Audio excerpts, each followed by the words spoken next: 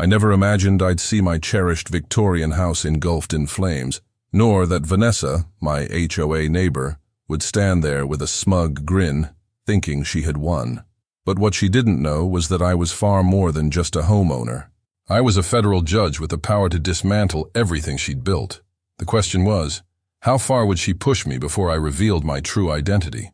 The day started like any other, with me sipping coffee on my grandmother's old porch swing, enjoying the sunrise as it painted the sky in soft pink hues. My house, painted in beautiful shades of lavender and Victorian-style trim, stood proud as I watched it all.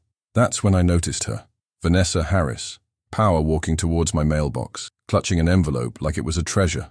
I had seen that determined look before, at the neighborhood meetings she hosted at her over-the-top, newly renovated mansion next door.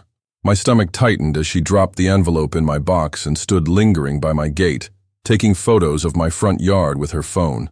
The roses my grandmother had lovingly planted were in full bloom, their wild beauty standing in stark contrast to Vanessa's neat, manicured boxwood hedges. I knew she despised those unruly petals. I slowly opened the envelope. Inside was what she referred to as an exciting opportunity, an invitation to join the newly formed HOA. The glossy brochure showed identical beige houses with matching mailboxes, promising a perfectly uniform neighborhood. The price? A steep $5,000 membership fee, plus monthly dues of $350. But it wasn't the price that rattled me.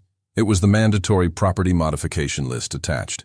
Remove all non-approved paint colors, including my grandmother's beloved purple. Trim. Replace the heritage rose garden with approved plants. And take down the antique wind chimes, the ones that had lulled me to sleep every night since childhood. I felt my blood boil.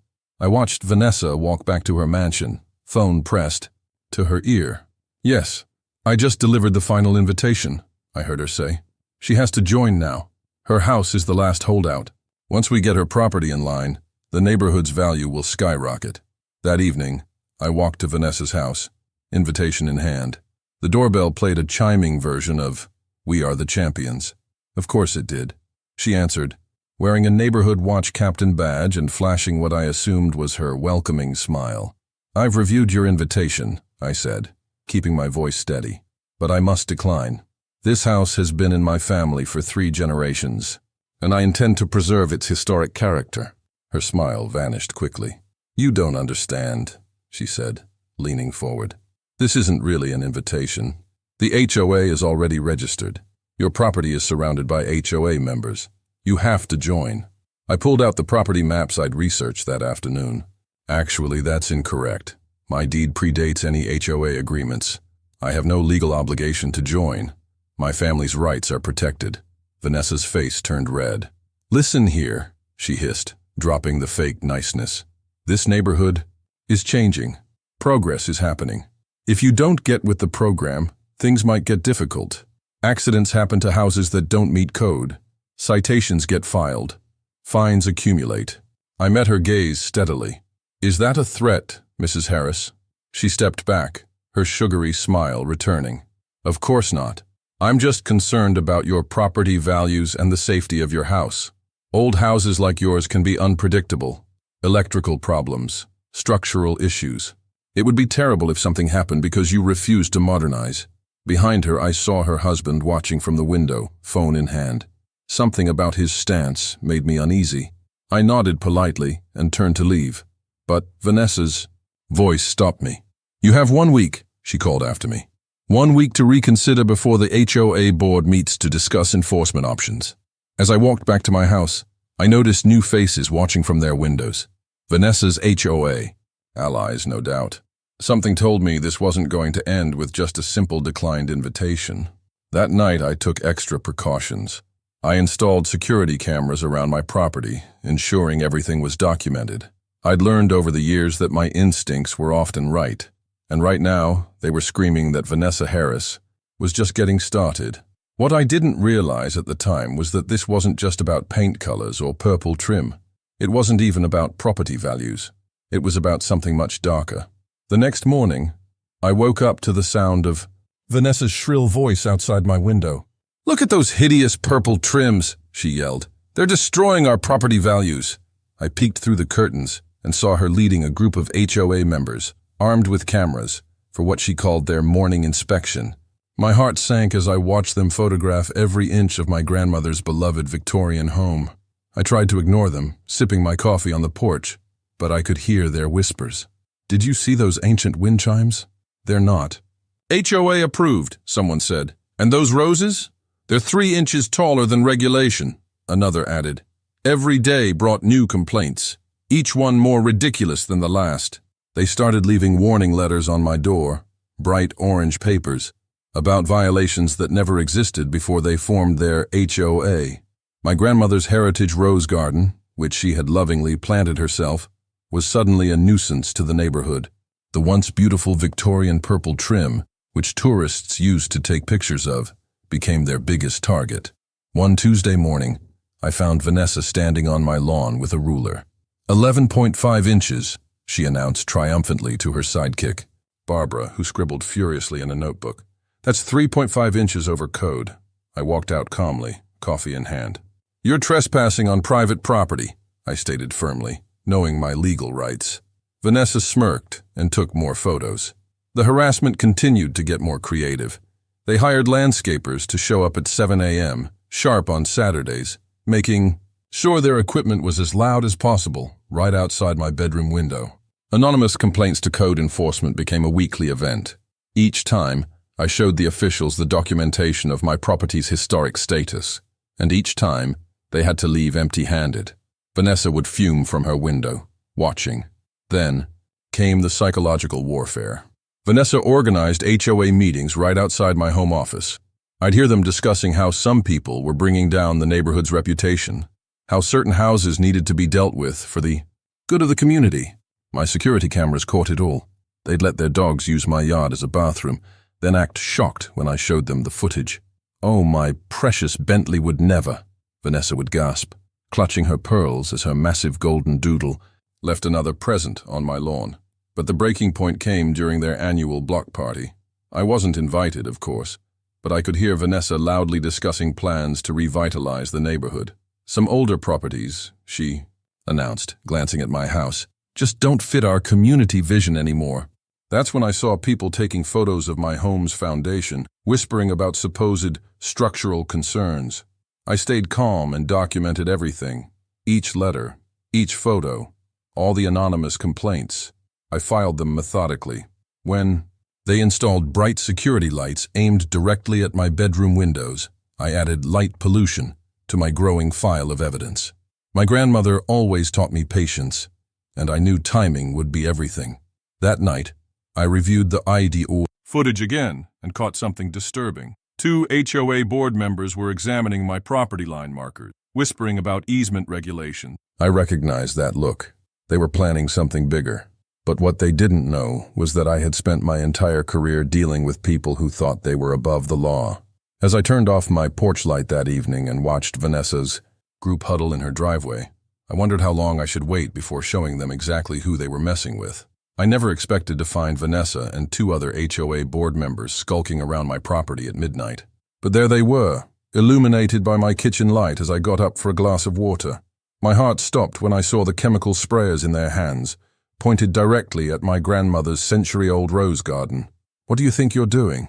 I called out from the porch, phone already recording. Vanessa jumped but quickly regained her composure, that fake smile spreading across her face like poison.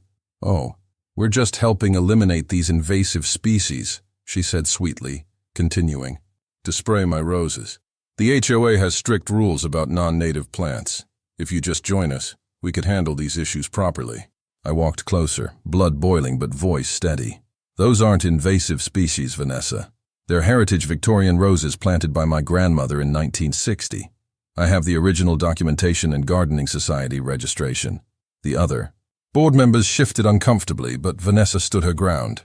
"Well, someone complained about the smell," she sniffed, adjusting her designer pajamas. "And these thorns are a safety hazard for children walking by.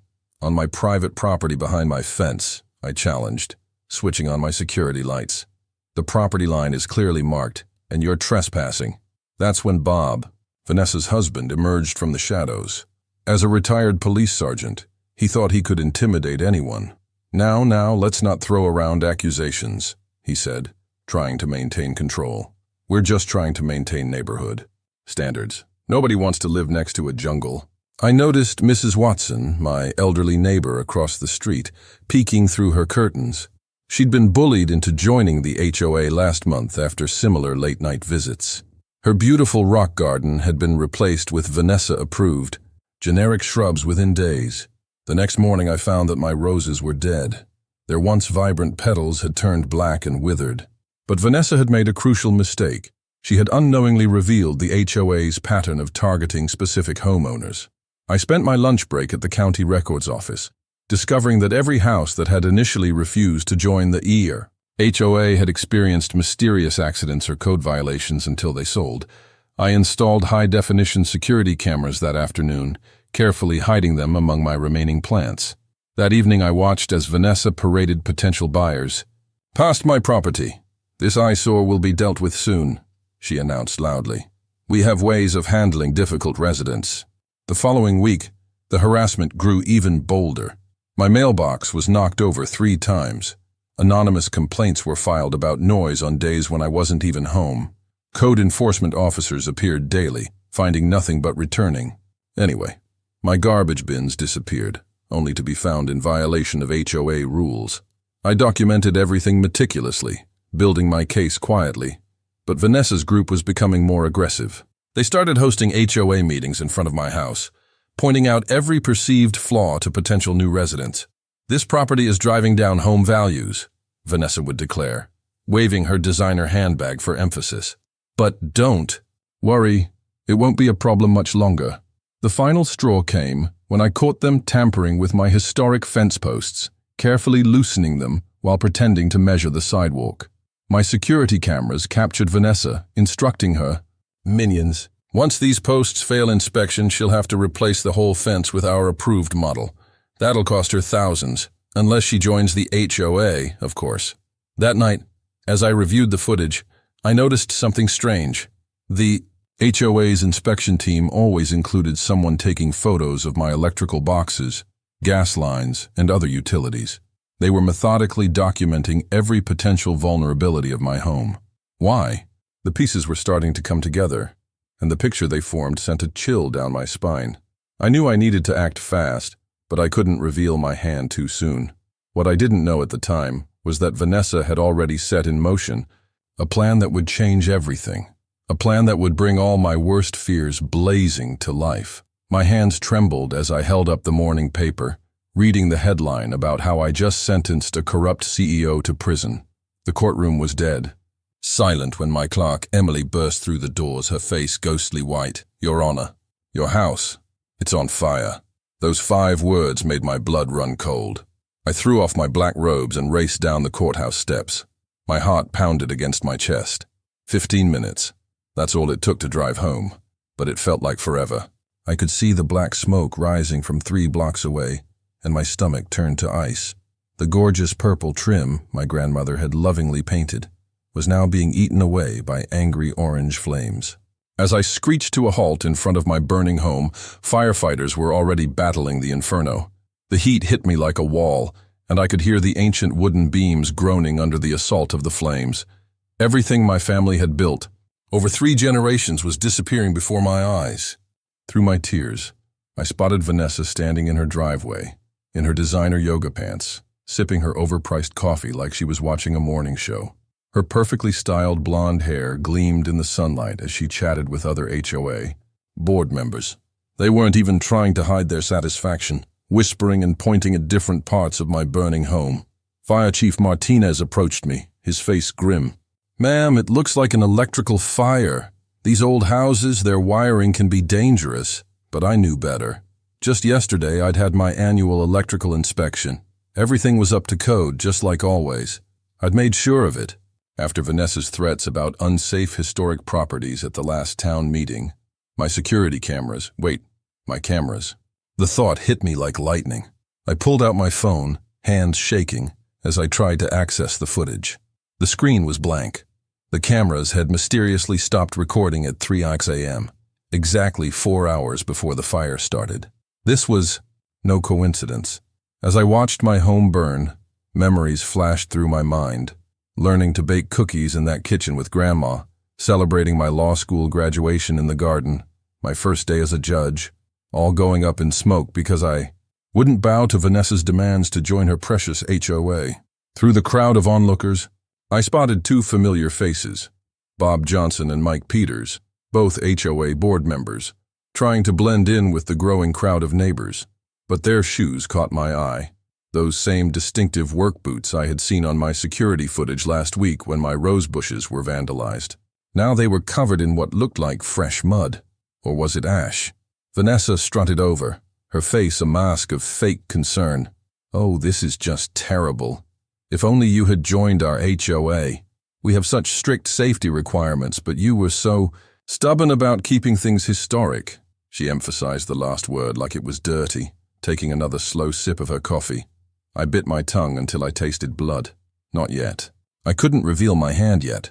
Instead, I watched as she pulled out her phone, quickly typing something. Moments later, I overheard another neighbor talking about a fantastic deal on premium land that had just been listed in some exclusive real estate group. The fire department finally got the blaze under control, but it was too late. The beautiful Victorian windows were shattered, the hand-carved porch railings were charred beyond recognition, and the roof had partially collapsed. A century of history destroyed in just hours. As I stood there, watching the smoke rise into the morning sky, I made a decision. Vanessa thought she had won, thought she had broken me, but she had just made the biggest mistake of her life.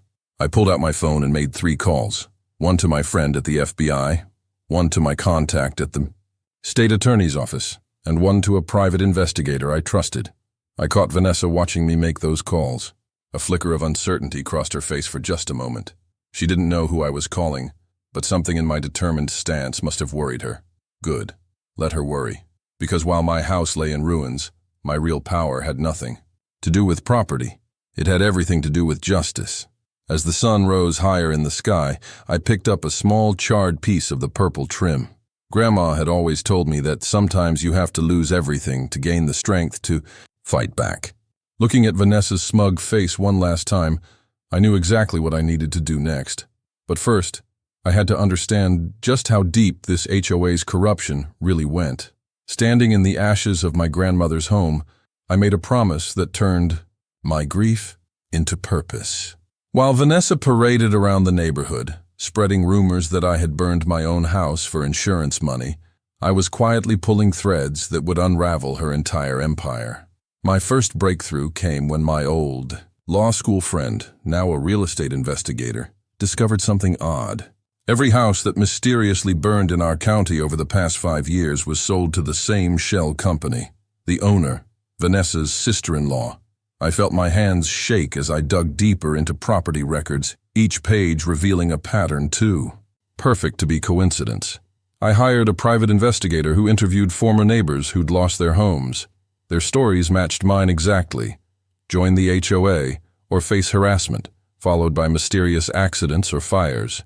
Most had given up and sold their homes for pennies on the dollar to Vanessa's investment group.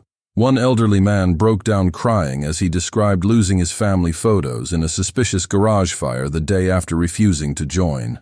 The breakthrough came from an unexpected source, Vanessa's former assistant treasurer. She reached out through my lawyer over coffee at a quiet diner 2 towns over. She handed me a USB drive with 5 years of HOA financial records. Her hands trembled as she explained. I spent sleepless nights connecting the dots. Vanessa's husband hadn't just retired from the police force. He had been the fire investigator. Every suspicious fire in their territory had been quickly ruled an accident, with no further questions asked. The insurance companies had paid out millions based on his reports. My security cameras had caught more than just the arsonists. They had recorded weekly meetings at Vanessa's house with real estate developers, all salivating over plans to build luxury condos where our historic homes once stood. One developer bragged about bribing city officials to change zoning laws. Once enough properties had been acquired, I discovered Vanessa's pattern. Target homes in prime locations, especially historic properties that couldn't be easily replicated. She'd use HOA rules to harass owners, then escalate to vandalism and threats. If that didn't work, mysterious accidents would follow. Her group would then swoop in to help the distressed homeowners by buying their properties for a fraction of their worth. Working late one night, I found the smoking gun in old county records. Vanessa had done this before. 3 other historic neighborhoods in nearby counties had suffered the same fate. She'd move in, form an HOA, drive out resistant homeowners, then sell the consolidated properties to developers for millions. She'd even won community service awards for neighborhood improvement. The evidence was damning, but I needed more. I convinced the FBI to wire up the former treasurer for a meeting with Vanessa. The recording captured everything. Vanessa bragging about their next targets, joking about which houses might have electrical problems, and threatening to make the treasurer disappear if she ever talked.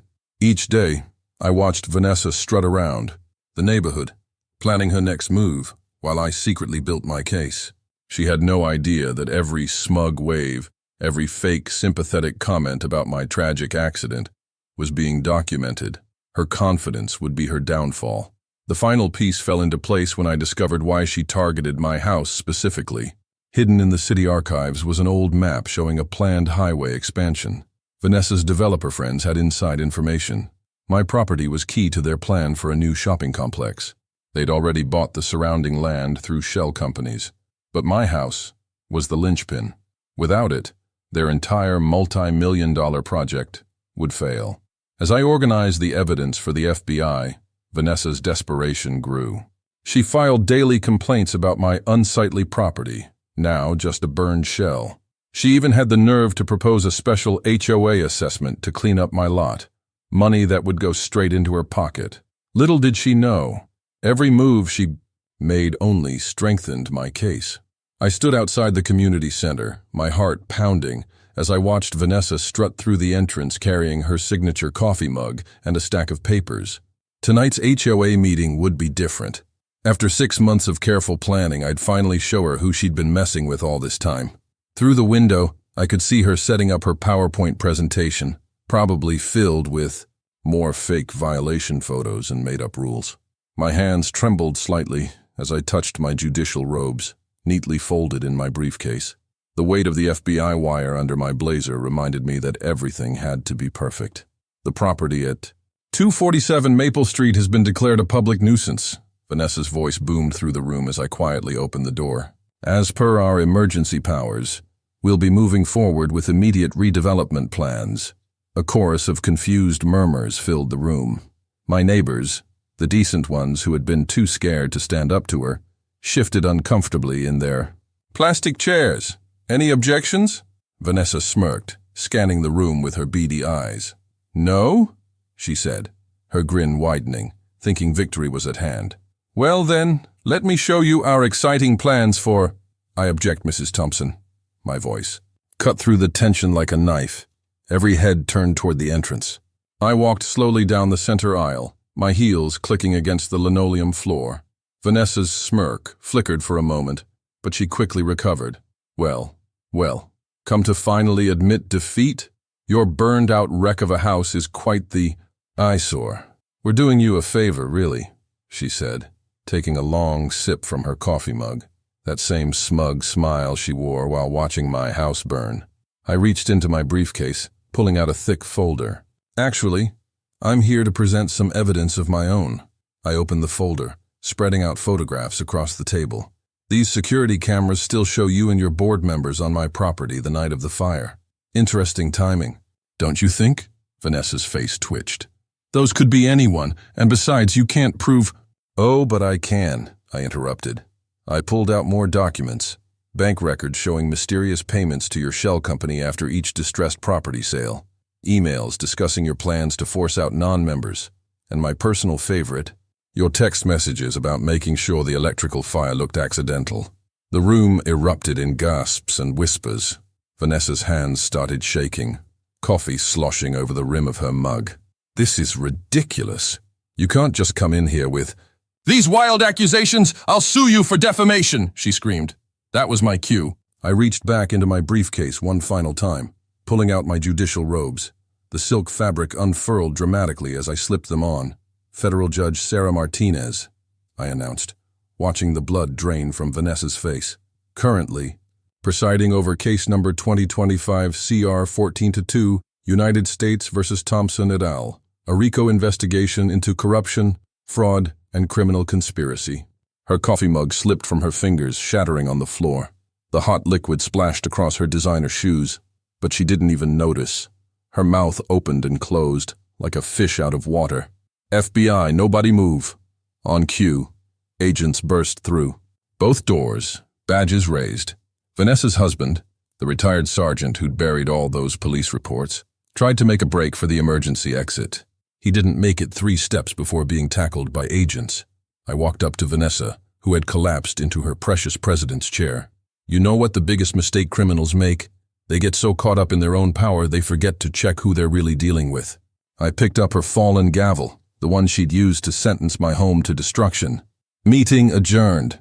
The click of handcuffs echoed through the room as the FBI led Vanessa and her board members away. My neighbors erupted in applause. Years of fear and intimidation finally broken. As I packed up my evidence, old Mrs. Johnson from across the street hugged me with tears in her eyes. We should have helped you fight them, she whispered. I hugged her back, watching Vanessa being escorted to a waiting police car. Sometimes, I said quietly, justice needs to take the long road to make sure it arrives at the right destination. The morning of the trial felt different. I stood in front of my bathroom mirror, straightening my judge's robe, thinking about how Vanessa had laughed when my house burned. Now, she wasn't laughing anymore. The courtroom was packed with neighbors, reporters, and victims from other neighborhoods who'd come forward after seeing our story on the local news. Vanessa walked in, wearing an expensive suit instead of her usual yoga pants, but her face turned ghost white when she saw me sitting at the bench. I'll never forget how she grabbed her lawyer's arm and whispered, "That's her. The one whose house we burned." Her lawyer dropped his pen. The evidence we presented was shocking. Our investigation had uncovered 15 other houses that mysteriously caught fire after refusing to join Vanessa's HOA. The pattern was always the same: harassment, vandalism, then fire. They bought the burned properties for pennies through a shell company owned by Vanessa's brother-in-law. They'd already made millions. We played the security footage from my cameras. The whole courtroom gasped, watching Vanessa and her HOA. Friends spreading gasoline around my grandmother's rose bushes at 2 a.m. Vanessa kept shaking her head, mouthing no, as her own voice came through the speakers. Once it burns, she'll have to sell. The real surprise came when Vanessa's husband, the retired police sergeant, turned against her. He'd been keeping quiet out of loyalty, but seeing the evidence broke him. He told everything: how they planned it all, how they picked their targets, and how they bribed local officials to look the other way. Vanessa screamed, "Liar!" so loud the FBI had to remove her. One by one, people stood up to tell their stories. Mrs. Rodriguez, the retired teacher who lost her family photos. The Patel family, whose grandfather's ashes were destroyed. Each story made Vanessa shrink, smaller in her chair. Her designer suit couldn't hide how scared she was now. When I read the verdict, my voice didn't shake. 25 years for Vanessa, 15 for each board member. Their faces showed they finally understood. No amount of money could save them from justice. Vanessa tried to give a speech about how she was just trying to protect property values, but I cut her off, the same way she'd cut off my explanations about my grandmother's roses. That was 6 months ago. Today I'm watching the construction workers put the finishing touches on my rebuilt Victorian. The purple trim is exactly how Grandma painted it. The rose garden is coming back with cuttings from the one surviving bush. Vanessa's house was sold to pay victim compensation. A lovely immigrant family lives there now. Their kids play in the yard where Vanessa used to stand, taking photos of my violations. The new neighbors created a real community association. Not an HOA, but a group that actually helps each other. We have block parties in my garden. Everyone brings food and shares stories. Yesterday, Mrs. Rodriguez brought her famous empanadas and showed me the family photos her daughter had managed to restore from damaged albums. Sometimes, when I'm working in my garden, people stop to thank me, not for being a judge, but for standing up to bullies. The local news did a follow-up story about how we transformed from the neighborhood Vanessa terrorized into a real community. They interviewed the Patels, who now host our monthly meetings in their beautiful backyard. Keep Vanessa's coffee cup on my desk at the courthouse. the one she dropped when she realized who I was. It reminds me that justice might work slowly, but it works surely, just like my grandmother always said. Every morning, I sip my own coffee in my rose garden, watching the sunrise through my perfectly purple-trimmed windows, knowing that sometimes the best revenge is simply rebuilding something more beautiful than what was destroyed.